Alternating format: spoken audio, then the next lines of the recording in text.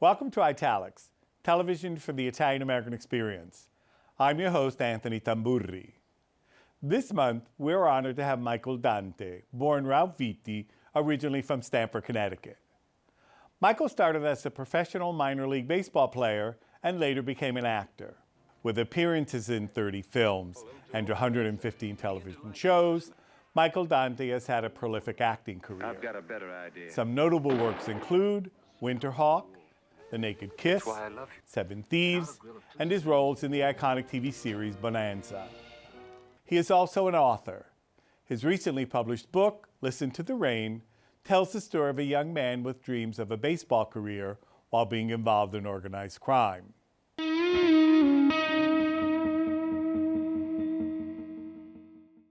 Welcome, Michael Dante, to this episode of Italics. We're happy to have you. I should tell our viewers that there's a bit of a connection here between the three of us. We represent three different generations of people whose relatives come from Sette Frati, a son, a grandson, and a great-grandson. In a way, it's a little bit like Old Homes Week. So it's wonderful. It's wonderful to have you. It's wonderful to chat with you again. You've had this wonderful career in acting, but that wasn't your initial desires, right? You went from professional baseball to Hollywood. Tell us a little bit about that. I was very fortunate. I was a bonus ball player with the Braves organization. We were a championship team of the Stanford Advocate, and we won the New England Championship Newspaper League, sponsored by the Stanford Advocate.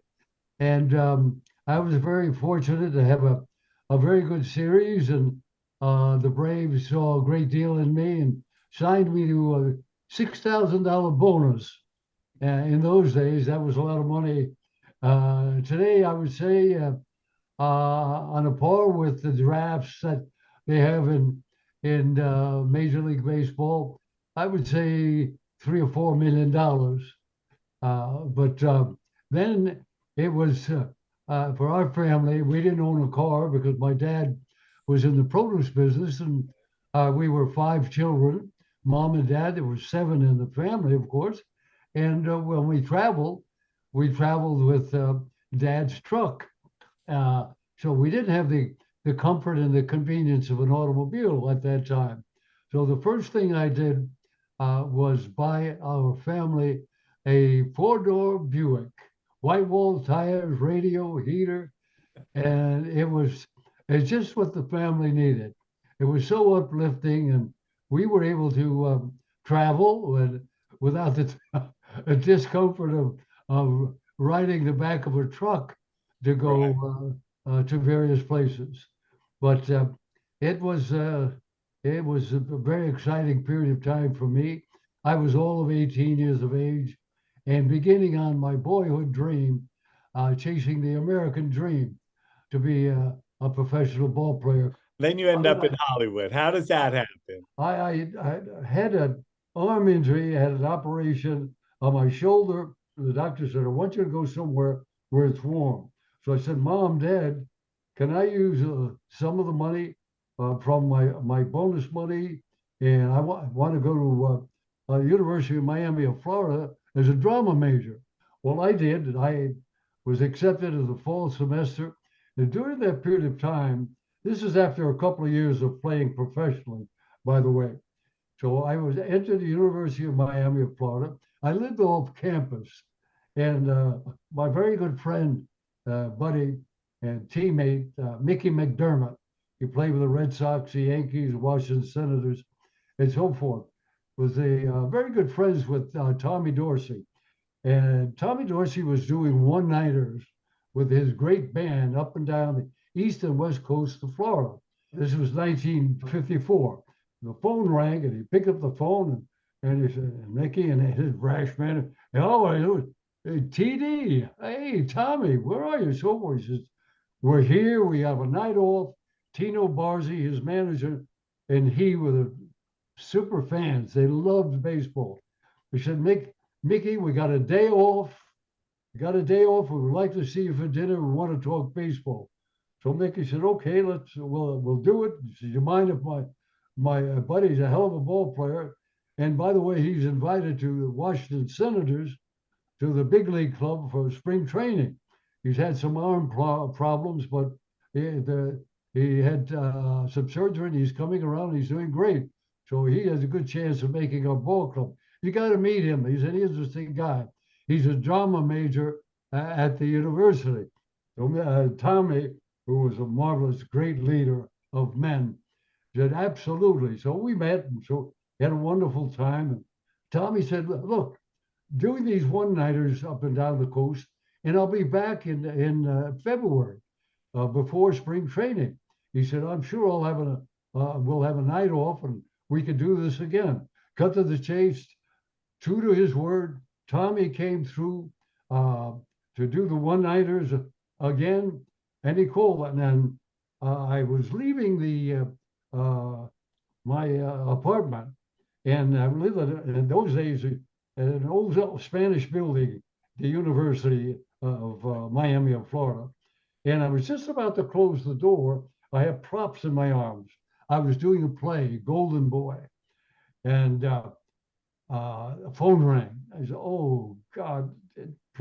I said, "Well, you have 3 sisters, a brother, mom and dad, 15 aunts and uncles. God forbid if something should happen." And I didn't answer this phone. I'll never forgive myself. So I pushed the door open. I threw the props on the couch. I picked up the phone. On the other side of the phone was, "Hey, pal." I said, "Hey, TD." That was the calling card. I said, "Hey, TD." He said, "Gee," he said, "I've been trying to get you all day. I had to call administration to get your number." He said, I can't get a hold of Mickey. Where is he? Tito and I want to have take you, and if we can get a hold of Mickey, we'll have dinner tonight. I said, "Tommy, I can't do it. I'm rehearsing a play, and I can't get out of this one, but I'll meet you afterwards for coffee." He said, No. Leave a pass. Where are you going to be? I said, "We'll be at the Ring Theater." And he said, "Well, leave a pass for us. We'll after your rehearsal, we'll meet you backstage and we'll go to a late dinner." Well, I was aghast. I couldn't believe this is the great Tommy Dorsey is going to detain his dinner, have a late dinner, to wait for me to rehearse a play. Well, true to his word, there he was backstage, he and Tino. We went to dinner, and at the dinner table, he said this. He said, "Michael, I'm only going to tell you this once." He said, "I helped people in my lifetime, but you have the charisma. You have a great voice." He said, "When you're on stage, you don't look at anybody but you and so forth. You're a handsome guy. You're an athlete." He said, "You got all the requisites to be a movie star." Uh-huh. He said, "If your arm does not respond, I want to arrange a screen test for you at MGM Studios." He said, "I spent several years on the contract there, and I know everybody, and I can arrange a screen test for you because you've got it." He said, "Like I said, I've helped people in my lifetime, and there's one particular talent that I helped, and he did okay. His name was Frank Sinatra." I said, "Wow." I said, I was "Tom," thinking about that when you were talking. You yeah. mentioned the name. I said, "Tom, really, you think I have it?" He said, "You have it. All you need is to work and the experience around the camera. All of that you work, that takes time. So don't worry about it. Here's my itinerary. You can get me any place between now and the 2 weeks. Be at the Pan Pacific Auditorium there in Hollywood for 2 weeks playing at the home show there." He said, "You could join us anywhere from here to Las Vegas to Los Angeles, and it's your decision. I don't want to make any decisions. All you have to do is call me and tell me what to do." So, cut to the chase. My arm was coming around. It was okay, but it wasn't quite ready. And I thought, well, this is a once in a lifetime. I'm still the youngster, about 21 years of age. And I said, well, I'll take advantage. I'll take a 2 weeks leave of absence. I joined Tommy in Las Vegas, as a matter of fact. Spent a few days with Tommy. We went in and drove into the home show at Pan Pacific Auditorium. We were there for 2 weeks. We finished the show. Tommy arranged a screen test at MGM. I tested it out at MGM and never went back to baseball. So Michael, connecting these two careers, first as a ball player and then as an actor, this actually helped facilitate the creation of your newest book, Listen to the Rain. Do you mind sharing some of the backstory behind this piece? Listen to the Rain was a story I had in mind. I had written just a brief treatment years ago, maybe 40 years ago. Being an ex-ball player, I wanted to do a baseball story. In those days, it was very difficult to get a baseball story on the screen. For some reason, it was a no-no. But I was in great shape at that time. What I wanted to do was to manifest my talents as an athlete, as a ball player, and an actor at that time. I tried desperately, but I couldn't. So of course, years went by, and of course, it was too late to play a character, that athlete that I dreamed about doing. And so I wrote it. I said, you know what? I want to write about a dreamer, a young ball player who was not 18 or 19, but in his beginning in his late 20s, to still trying to fulfill the American dream, become a professional ball player, and build a story around it. So I invented this wonderful character and built it around as a situation happened to be with organized crime. The father who was involved with working for this import and export company and so forth. So he, in a very complex way, got involved with organized crime and still pursued and chased his dream and found love along the way and succeeded on his terms in the long run. I won't tell you any more about it. You got to read it. Listen to the Rain. So you mentioned that when the United States built the railroad, they would just come into the Indian reservations and just take basically 20 miles, 10 miles on one side and 10 miles on the other. You were in two very, for me, historically important representations of Native Americans, Michael. One was, of course, Custer. It had good critical success, but the Native Americans protested, correct? Custer was not very popular, obviously, in terms of his assignment by General Grant. You know, of course, it's pro and con. Yeah. We wouldn't be here if he didn't blaze the West and do what he had to do. But the way they did it, and the way they had to do it, of course, when you look back at today and you think about it, it's a terrible thought.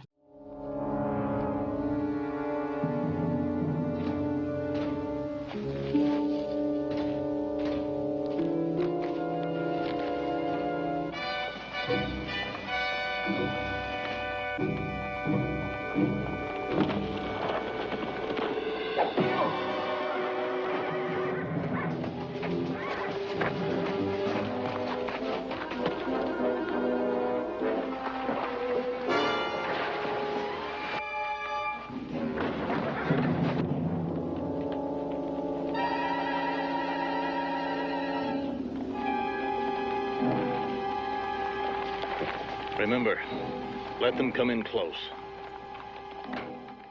When I accepted the role with David, I said, David, I'll play the character if we get into more about what he was all about and the depths of this very, very talented leader of a nation. And he said, oh, we will. He said, Michael, I promise you I'll have my writers write in-depth stories that involved this great leader. So, but it was just unfortunate. After 17 weeks, we suddenly got a call that we were off the air. And so then almost 10 years later, right? Because Winterhawk is 1975, if I'm not mistaken. Right. Now you portray another Native American, and this one is a victim, a true victim, isn't he? In 1836, he moved like a shadow through the mountains and forests of southern Canada and Montana. Only one white man had ever seen him. His own people, the Blackfoot, were in awe of him. They said he could see like an eagle, smell like a wolf, and run like an antelope. As a warrior, he was terrifying. When his people were dying of smallpox, he stepped out of the shadows and asked the white man for medicine. He got treachery and bullets instead. In revenge, he kidnapped a white girl and boy, and in an incredible journey, outmaneuvered a group of mountain men through the high country for almost a year. His name was Winterhawk.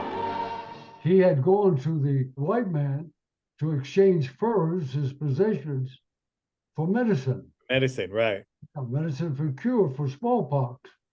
Then when he got there, two of the characters stole the furs and killed his braves.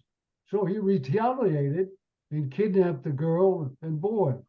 Well, being the bigger man than the American at the time, he was not wanting to kill them.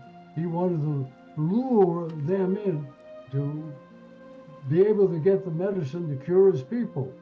And in doing so,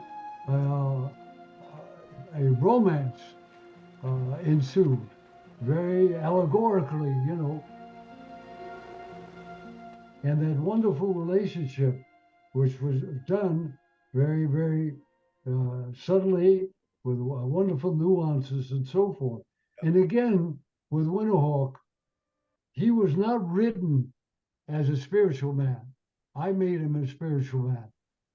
See, I said to Charlie, I said, Charlie, we will have nuances, much more nuances to fill that screen based on his relating to the moon, the sun, the wind, and wildlife, and so forth, and nature. Because they did. He was very spiritual and very strong in his belief in a power greater than man's ego. Guthrie Valos. Guthrie? But I don't understand. He is your brother. The white man, not trade. Take furs. We have no medicine. Now Guthrie leads them against us.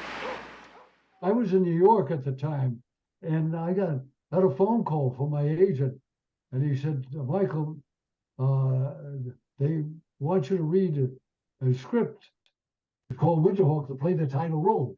Well, Anthony, maybe 1% or 1/2 of 1% of the actors that ever lived had the opportunity and the good fortune to play a title role. Yeah. Here is something that was divine guidance. Yeah. And they overnighted the script to me, and I read it, and it was just wonderful. And then I knew what I could do with the character and so forth.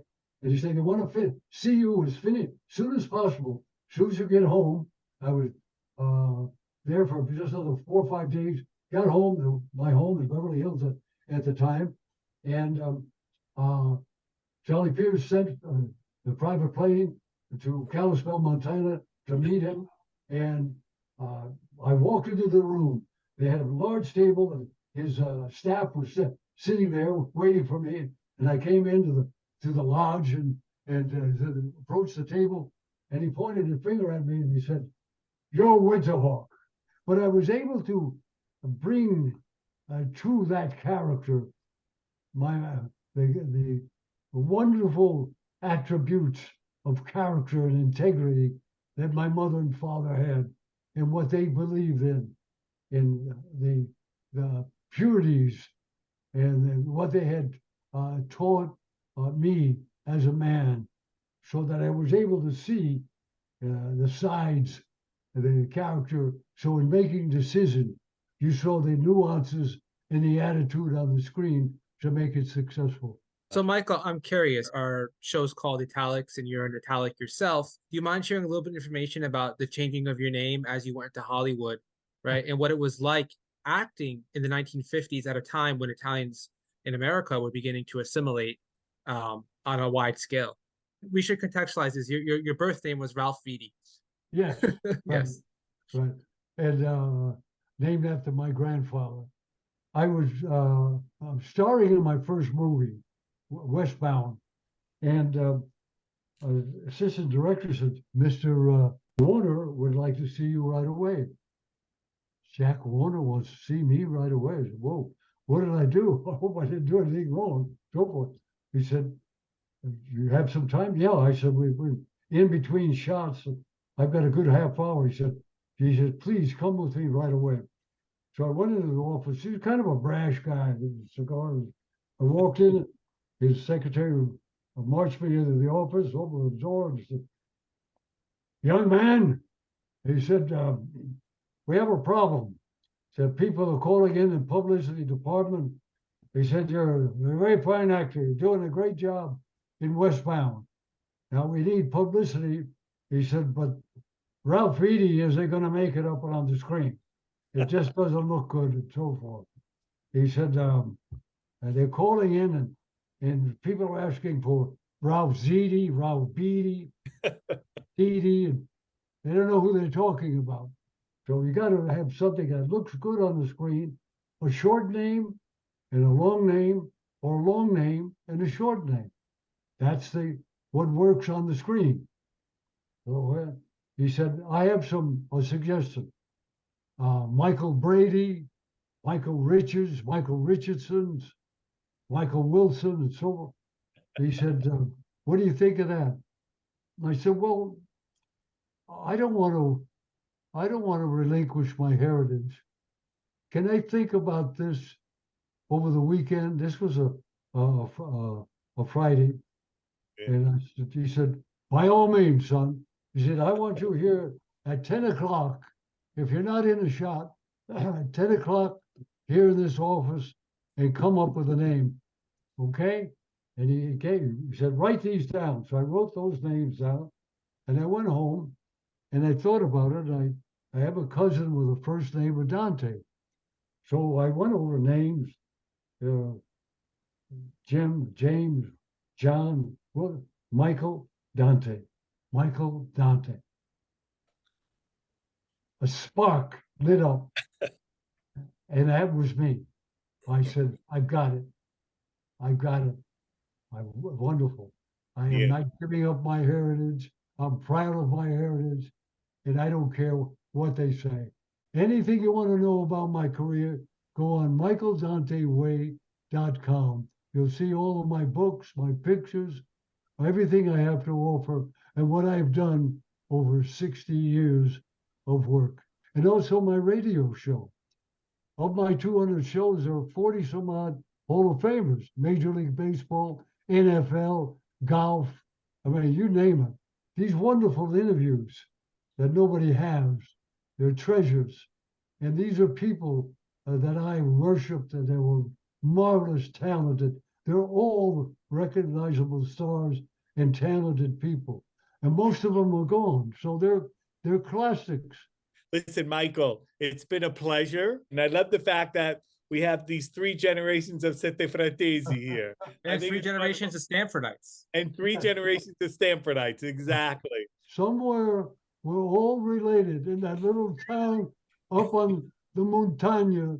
I'm so proud of our heritage, and God bless you both. Thank you, Michael. We'll talk soon. Ciao.